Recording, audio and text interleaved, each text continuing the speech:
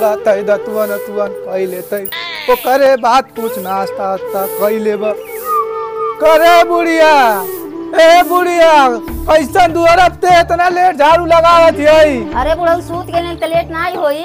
अच्छा सूत गइल हली तोके पता बा आज के आए वाला बा।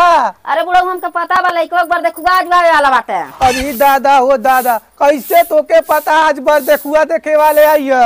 अरे बुढ़ऊ बताइबा नहीं हम जानम नहीं का। अच्छा होई कोनो गौवा में चुगली तोके बता देले होई। अच्छा ई बताओ पतोहिया हमार कहाँ बा। पतोहिया सुतल या जा जगावा। ए पतोहिया ना बढ़िया नीरी लगल बुढ़ऊ कान का कौन है कौन चिल्लात हवा। ए मां बुढ़ऊ का चिल्लात हो। अरे पतवा हमके नहीं पता बजा बोलाओ तो सुन लो। का हो बुढ़ऊ का बोलाओ हमें तू सुताऊ ना देबा का मल्ले बड़ा बिने बिने परेशान कइले बाड़ा। ए पतवा तू के ना लौकता कपारे घाम आ गइल बा अब ही ले तू सुतल यारू। हां तो बुढ़ऊ सुतम ना रात भर मिर्जांगी नाची देखनी त सुता हमार बेटौआ रहत न तो तोहर मार के टंगड़िया तूर दे। अरे पतोहिया सुबहिया चिरगाना ना लौकता कहां बा रे। अरे बुढ़ऊ घरवा में बा मल्ले बा परेशान कइले 4 बजे रात उठ के नहा धो के क्रीम पाउडर लगा के घरवा में सजस औरत। अरे पतवा तन चिरगाना बोला दे तू। रुक जा बुढ़ऊ बोला के लिया होती।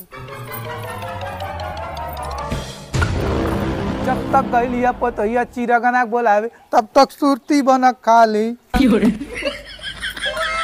चल बाबू चल बुढ़ऊ बोलाओ तो जल्दी चल। हे माई देखबू हम सुंदर लगत तारी की ना। अरे बाबू तो बहुत सुंदर लगत है तोरे जैसा लड़के दुनिया में नहीं हुई है। हे माई 2 मिनट रुका तनी बरवा सही से झाली तब चलल जाई। नहीं बाबू बाहर और झाड़ल छोड़ दे न तो बुढ़ऊ तो डंडा झरिया चल जल्दी। सही बात बा। हाँ। चल माई चल।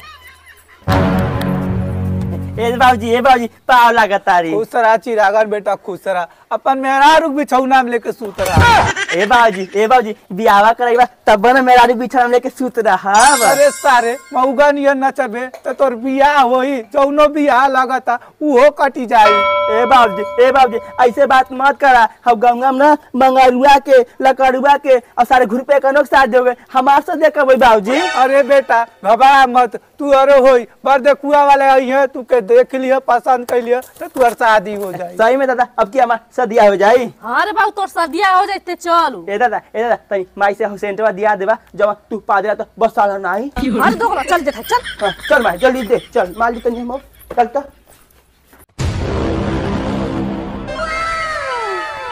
ए दादा लइको गरवा ही है का।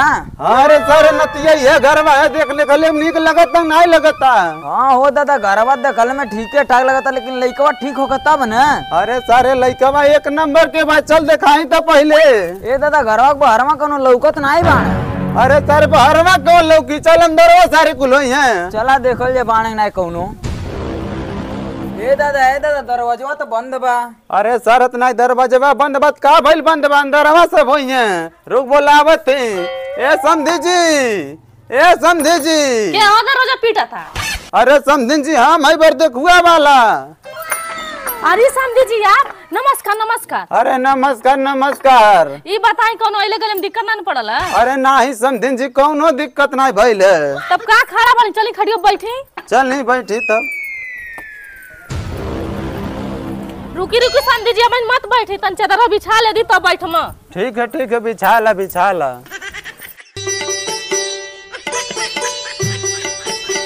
आई समझी जी बैठे।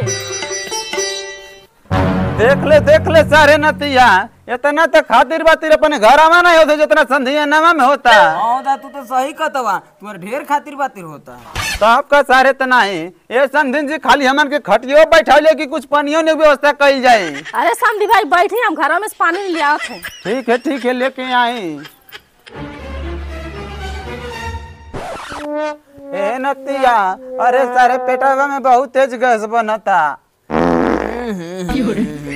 ये मर्दे दादा तनी दूरा में होक पादा बहुत तेज बरसात है मर्दे सुबह यहाँ हगले नहीं रहला का।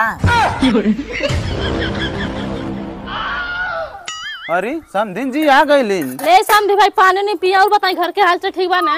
हाँ सब हाल चाल ठीक बा। अरे बाप रे बाप हई देख नतिया बिस्कुट के पानी पियावल जाता हमारे घरे तो सारे कुल भेलिक पानी नहीं कुल पिया पावन। अरे दादा तुहार तो समधियान बढ़िया मिल गइल बा। अरे सारे तो नहीं बढ़िया नहीं बहुत बढ़िया मिल गई बा। ऐसा तो समझिया पूरा गाँव में नहीं सारे कौनो खोई हैं। बाक मर्द सब बात छोड़ा, चला पहले पानी पियल जा। पिया पिया पिया पहले हम बहुत तेज प्यास लगल रहल।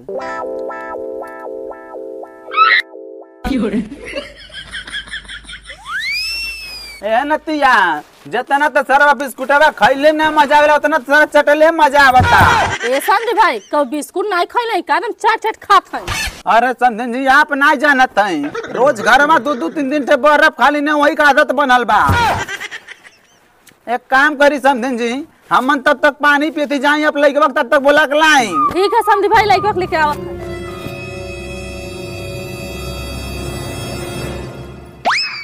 ए नतिया सदिया से पहले तो बिस्कुट खाए के नसीब हो जाता, पता नहीं सारा सदिया के बाद में नसीब होई कि नहीं होई।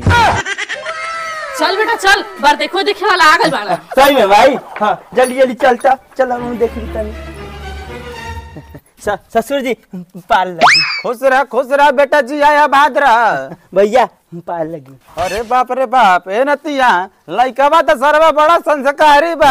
ए संदीप भाई लइका खाली संस्कारिये नहीं है, शाकाहारियो है, मुर्गा मछली कुछ नहीं खाला। हे माई काहे झूठ बोलत हो? ओ दिन अंडा नहीं खियौले रहलू। अरे तो गला चुपचाप रहो, मैं शादियो कर जाए। हे ससुर जी ओना दूर सहीला बा तो मिठाई उठा ना ले लावा का? अरे बेटा लावत रहनी जलेबी, रैयम सारे कुल 2-4 कुकुर भेटा गइला न, झिल्लिए सारे कुल छोड़ लेला।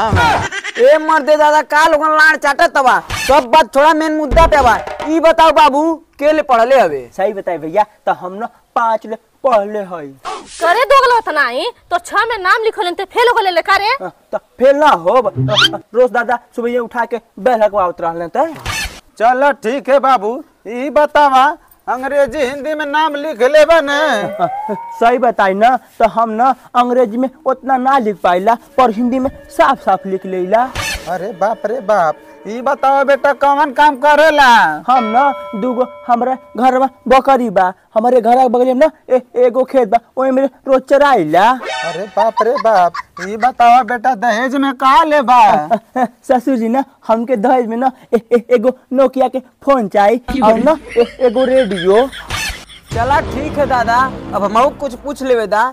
ई बताओ बाबू कुछ पिए ला खाला नहीं न? सही बताई ना भैया, तो हम ना कुछ खाली ना बाकी हफ्ता में 1 लीटर ताड़ी पी लेविला। बाबू लड़का तो हमके बहुत नीक लगता, एक काम कर बेटा, हई ला 50 रुपया लड़की के माई देले। अरे लगता है और शादी हो जाती।